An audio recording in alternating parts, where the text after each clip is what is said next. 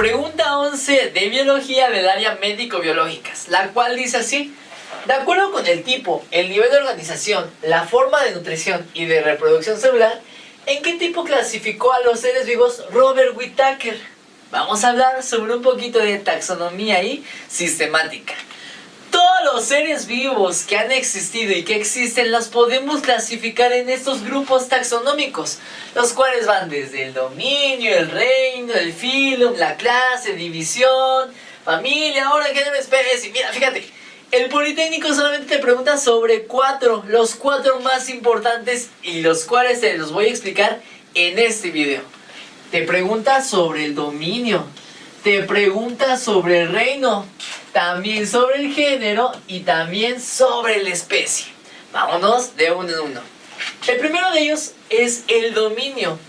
Quien lo describió fue Gus. Gus clasificó a los organismos vivos según el tipo de célula. En células procariotas, aquellas que no tienen núcleo, y en células eucariotas, las que sí tienen núcleo. Determinando tres dominios: el dominio arquea y el dominio bacteria, cuya característica es que son seres unicelulares y no poseen núcleo, es decir, son células procariotas. Mientras del otro lado tenemos a los eucariotas. Estos organismos son más evolucionados, de hecho, sus células sí tienen núcleo y se organizan en más de una, es decir, son multicelulares o pluricelulares. Luego tenemos a los reinos de Whittaker. Whittaker organizó a los seres vivos según el tipo de nutrición, el tipo de reproducción y el tipo de célula. Vamos a ir viendo cada uno de estos reinos. Comencemos con el reino Monera. Este reino se caracteriza por tener a las bacterias.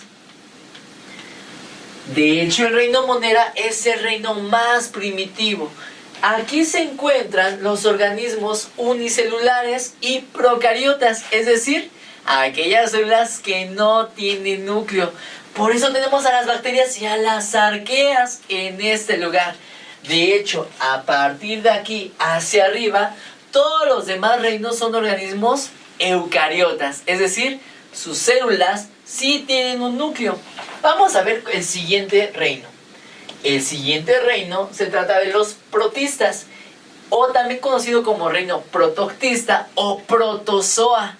Este se caracteriza porque aquí se encuentran los parásitos.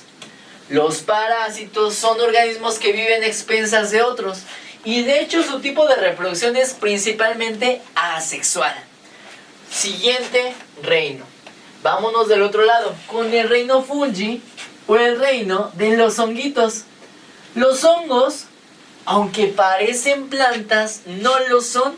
Estos organismos son heterótrofos, es decir, tienen que consumir su alimento desde otro organismo. Las plantas se caracterizan por ser autótrofas, es decir, pueden producir su propio alimento. Los hongos no. De hecho, la mayoría de los hongos son degradadores o consumidores cuaternarios. Y su tipo de reproducción es asexual, por medio de esporas principalmente. Luego tenemos al reino plantae o reino vegetal. De hecho, se escribe plantae, pero se pronuncia plantae. El reino vegetal se caracteriza por ser autótrofo, es decir, produce su propio alimento mediante la reacción de la fotosíntesis. El reino vegetal tiene un tipo de reproducción tanto sexual como asexual, es decir, se reproducen sin la necesidad de la intervención de gametos o también por la intervención de gametos, es decir, el polen de las plantas sería el equivalente a los espermatozoides en el humano. Las plantas o los vegetales son más evolucionados y recuerda, tienen células eucariotas, es decir, sus células sí poseen un núcleo. Del otro lado tenemos a los organismos del reino animal. También se le conoce como reino metazoa. De hecho, zoa te suena zoológico, ¿no? En el zoológico, ¿qué hay? Pues animales. El reino animal es el reino más evolucionado que existe.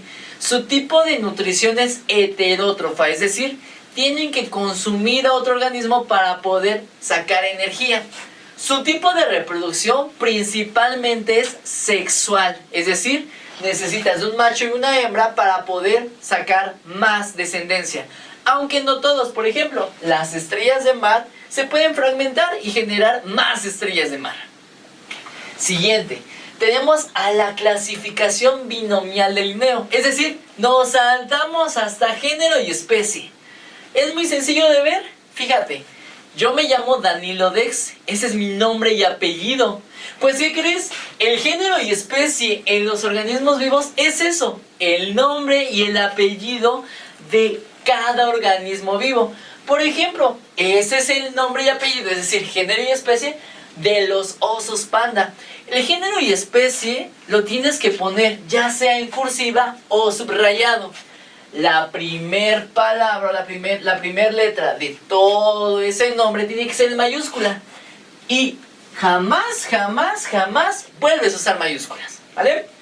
Género es como si fuera el nombre y especie es como si fuera el apellido. Recuerda, cursivas subrayados y solamente la primer letrita del género lleva mayúsculas, ¿vale? Eso lo anunció Linneo. Clasificación binomial. Se llama clasificación binomial porque ocupa a dos, género y especie. Ahora, la pregunta dice, de acuerdo al tipo, el nivel de organización, forma de nutrición y de reproducción. Ah, mira, ahí están tus palabras clave. Organización, nutrición, reproducción celular. ¿En qué tipo clasificó a los organismos? Whittaker. De hecho, podríamos ir descartando. ¿Clados no tiene nada que ver con taxonomía. Clados tiene que ver con relaciones filogenéticas, árboles filogenéticos. Lo descartamos. Y nos quedamos con reinos, especies y dominios. Ya podemos descartar el inciso C. Recuerda que la especie es el apellido de los organismos. Descártalo. Entonces me quedo entre reinos y dominios. ¿Cuál sería la respuesta? Te apuesto que ya llegaste a ella. La respuesta correcta sería el inciso B, los reinos de Whittaker. Porque los dominios los enunció Bus. Entonces, el inciso correcto, la respuesta correcta es el B.